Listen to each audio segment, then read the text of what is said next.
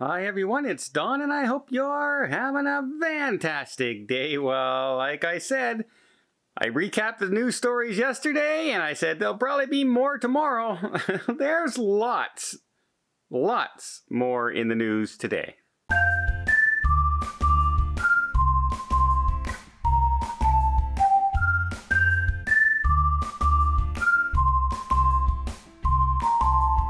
So first off, we have the emergency order in the United States, that the health and safety emergency order, that's the one that basically controls, like, we still need to wear a mask and things like that.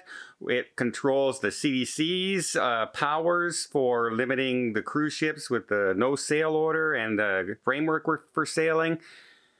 That was extended. It's extended another 90 days. So we were kind of hoping that might end this month. Remember, we were hoping that maybe on the 4th of July, President Biden would have come out and said, hey, we've beaten COVID and we've done this.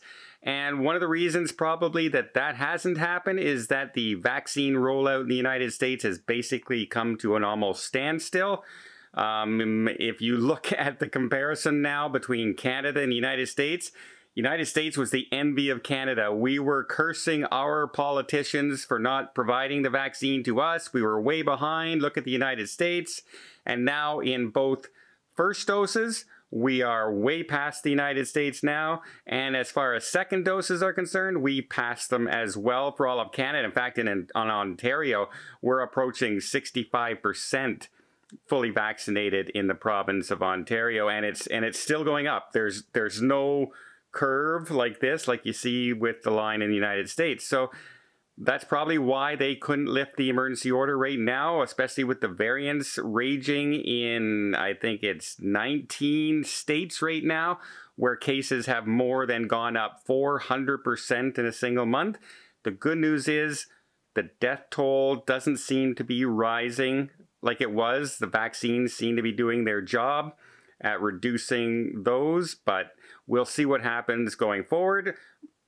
Speaking of the whole court situation in the health services, the big court decision that came down with the CDC now still in control of the cruise ships from the governor's state of Florida's lawsuit against them. Well, they had won and it was supposed to come into effect by the 18th, that now there's no more CDC, and then the appellate court overturned it. Well, Governor DeSantis says that he's going to more than likely take this to that appellate court for a full hearing, thinking that he has a very good case and will probably win there, saying that most states and law officials are tired of the CDC's encroaching on their jurisdiction basically, and he thinks he'll win there, and he says he will take it all the way to the Supreme Court if necessary. He says this is more than just about cruise ships. It's more about the overpower that the CDC was given in this situation, basically being allowed to shut down an entire industry. And they say, well, cruise ships are just a leisure industry. It doesn't really matter. Well, yeah. However, what happens if it's your industry next? What happens if they shut down meat packing plants in the future? What happens if they shut down all the airlines in the future? You see where it goes from there. Train service, bus service, who knows what could be shut down, depending on the case, if they remain having this kind of power. Now that's the news stories. Now I have some good news stories coming up from a couple of places, but before that, let me just invite you to remember to subscribe to the channel if you haven't done so already. Just hit that subscribe button, the notification bell, so you'll be up to date, notified of all the cruise news, all the updates of cruise ships starting, cruise ship cancellations, law decisions, etc., as well as see the cruise vlogs of all the ships coming up over the next few months that we'll be covering as well. Doesn't cost anything, really does help the channel, and I would be most appreciative. One of the really good news stories is the Alaska season's back. That's right, the first sailing set sail, Royal Caribbean's Serenade of the Seas, is officially taken on passengers and officially headed to Alaska. That is the start of the season. I believe there's going to be 83 cruise ships visiting Alaska between now and the end of the season, which is way less than normal. There's normally 300 or so, but it's a much later start than there would normally be in a normal season. I know the Alaska population is really excited to see them. The businesses are dying for the work. The cruise companies, the tour operators, and the people owning the shops that passengers can get off and go shop and buy things. And it will be a big boom. And I'm very, very glad to see that it's finally here for Alaska, and I know they're excited. I've been getting a lot of comments on people saying, hey, did you see that survey from Bar Harbor saying that just over 50% of the population there says they don't want cruise ships. You know, if cruise ships are probably, you know, if they had their choice, they wouldn't have the cruise ships in their port. And I'm going, yeah, it's a survey of the populace of a town. Think about that for a minute, right? It's always that situation of not in my backyard, right? If they were to, for instance, in your neighborhood, if they were to say across the street from your house, say they want to build a mega shopping mall across from your house, would you want that there? Of course not. You would say, no, I don't think it's a good idea if it's there. We had a hospital here in Ottawa, the old Civic Hospital, one of the oldest hospitals in the city of Ottawa, was going to expand directly across the street in this big empty field. They were going to put like $1 billion new hospital in there. And one city councillor said, you know, I don't think that's a good idea because we can grow corn there.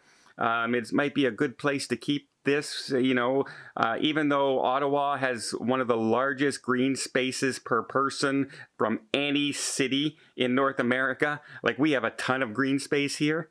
But now they were deciding we're going to move it way down the street. So now you would need an ambulance to bring people back and forth instead of just taking a crossover over one road with the patient. It's completely irrational. And it was nuts that this happened. And to this day, they haven't started building that hospital yet. So it's always about my backyard. If you think about it, would you ever see a homeless shelter built anywhere in the city if you ask the people in that neighborhood, do you want a homeless shelter in your neighborhood? So when they poll neighbors and towns, and of course not. Who wants, you know, oh, I have a cottage in Bar Harbor and I have a view that it's busy today because there's a cruise ship in port. That would be inconvenient. But you know, there's a shopping mall next to my house. That would be very inconvenient for traffic for getting out. It's just, yeah, come on. All these surveys, when you survey that area, you're going to have the people who say, well, it's all about me, right? It's all about me and my house and my area. And it's not about the businesses, and it's not about what's best for the state or best for the economy or anything like that. It's all about what's going to benefit me. So I don't take any heed to those kinds of surveys. They make little to no impact on me whatsoever. Some more good news. Carnival has announced more ships and more locations starting by the end of the year. Now I have a list here. We have the Carnival Sensation will be sailing out of Mobile, Alabama starting in October. We have the Glory sailing out of New Orleans in September. Also sailing in September, the Pride out of Baltimore, and the Dream out of Galveston, Texas. 4 separate ports will all start sailing with Carnival Cruise Line. That's really good. I'm kind of surprised the Dream's taking so long, but it is what it is. And then back in Florida, also starting up in October, we have the Conquest, the Freedom, and the Elation, all starting up for Carnival Cruise Lines. Speaking of Carnival Cruise Lines, they did come out with their vaccine protocol, and once again, they're in line with Princess and Holland America, that they say that if you have the same type of vaccine, so Pfizer or Moderna, you're okay, but if you have AstraZeneca and another one, then that's not considered vaccinated. So keep that in mind. If you had for any reason a mixed vaccine, again, that's mostly for Canadians and people from the UK and any other international travels going forward. And oh yeah, the Canadian border is going to be opening up to US visitors as long as you are fully vaccinated as well. Starting August 9th, you'll be able to cross the borders by land one more time. And if you've been fully vaccinated, you don't have to quarantine. And you can bring your kids under 12, as long as they stay with their parents, are exempt from the restriction as well. So really good news. Now we're just waiting on the United States to say that Canadians can drive across the border into the United States. And yeah, cruising is back, and I can't wait to cruise this weekend. So I hope you liked this video. If you did, please give it a thumbs up. Want to see more tips, more tricks, more travel vlogs from around the world? Hit that subscribe button. Till next time, have yourself a safe and a great vacation.